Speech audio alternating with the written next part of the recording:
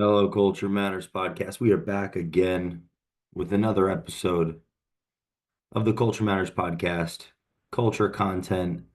Follow me, Jay Doran _ the Culture Man on Instagram for weekly clips on business, life, leadership, culture, so many more topics. Today, I want to unpack one of our topics, which is before you launch, make sure you've done this before or before you start a business, right? What would be a checklist that we would need to, check the boxes to increase success and decrease failure. And first things first, I don't think there's much time for thinking in the beginning of the business. If it's the first business, it's the first business that we're doing. It's the first business that you've started.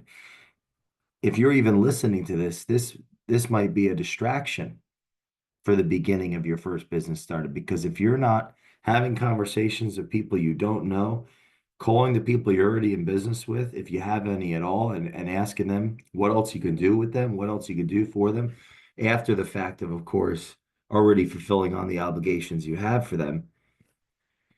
Anything other than those two things right there is likely not increasing your likelihood of success in a time period in the beginning when you lack the resources, debt, equity, right? Cash, cold hard cash, access to credit, access to loans, access to capital, access to investors, a relationship with the marketplace where people know you, they like you, they trust you, you have experience where they've seen, or credibility rather, where the perception on you is this person knows what they're doing, they're trustworthy, they're dependable, they've got a track record behind them.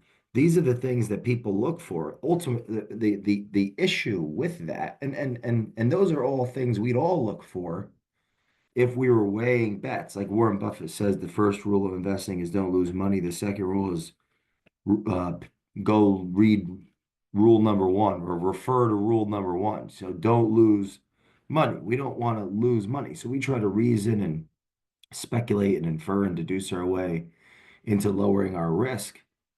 Some of the biggest bets or the best bets are the ones that there is no track record, there is no credibility, there is no proven system. There is no marketplace. There might not even be a market.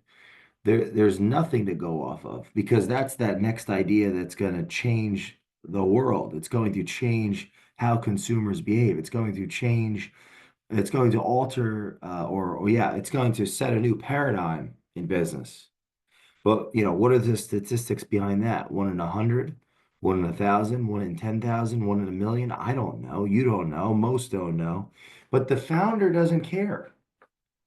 If we start something, we have our reason. It's subjective to us. It means something to us. We believe in it. We believe in ourselves. Now, less than 4% of us last after a decade in the businesses that we start. Maybe that statistics changed over the last decade with technology.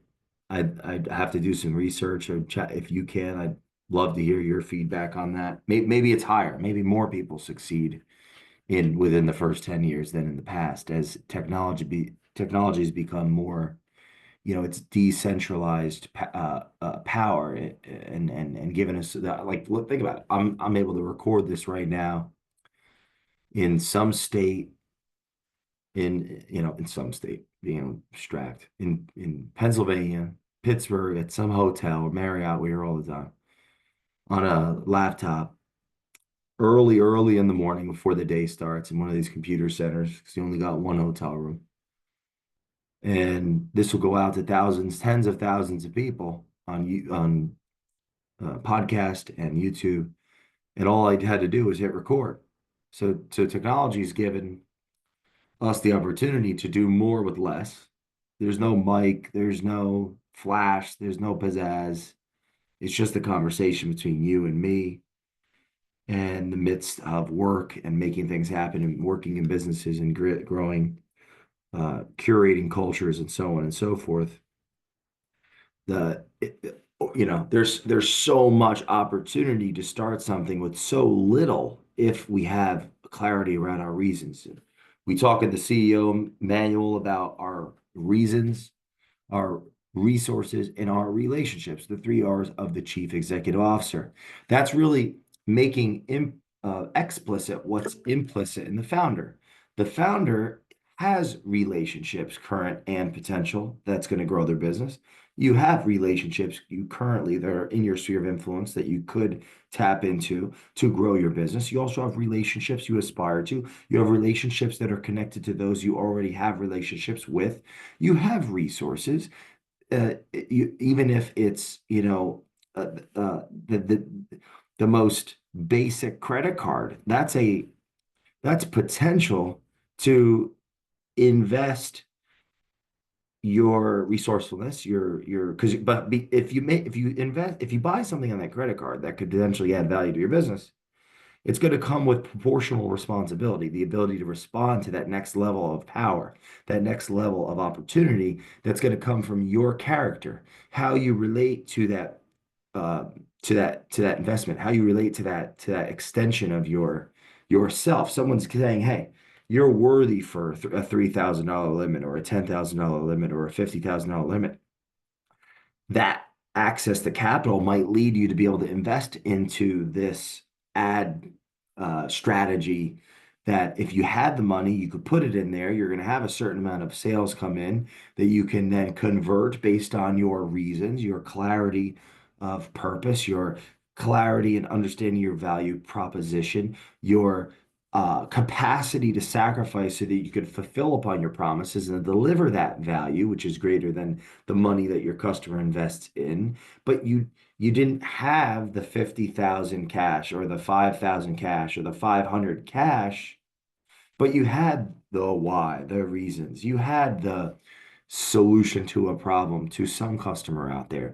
You had the willingness not to jerk around with your time and do a bunch of normie shit, a bunch of mediocre or nor average stuff, right? Have to believe these philosophies to not do anything other than serve your customers for that season of, it could be a year, it could be 3 years, it could be 10 years, it could be 20 years of pain, blood, and sweat. You're serving your customers so that your business doesn't go out of business and it actually does more than survive, but thrive. But you're not in a position with the lack of resources from an economic standpoint, a cash standpoint. So you had used credit.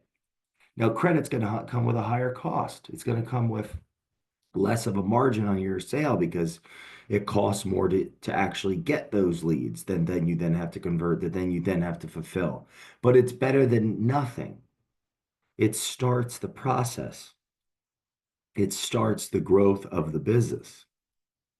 Yeah, you may yet to have the credibility or the confidence or the network or the delusion necessary to think that none of that matters to raise money from investors for your idea.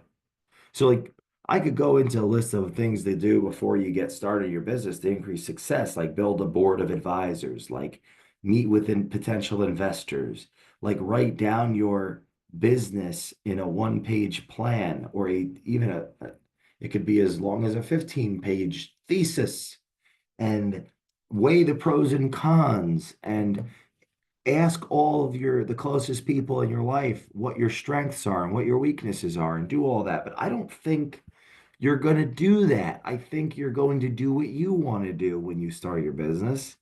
And it's going to be a feeling. It's going to be a nuance. There's going to be nuance to it. It's going to be an intuition. It's going to be an inspiration or a drive that no one can hear. No one can stop you. You don't want to hear what I have to say. And I would say, good for you. The two things that are on your side are your commitment levels and how long you're in it. So if you don't quit and you're as committed in your actions as you think you are in your words and your thoughts, whatever you do before you launch won't matter. You'll feel successful even as you fail. So go get to work. Stop listening to this shit. Follow me at Jay Doran _ the Culture Man on Instagram. Leave us a review on the Culture Matters podcast. More culture content is coming at you, and we'll see you next time on the Culture Matters podcast.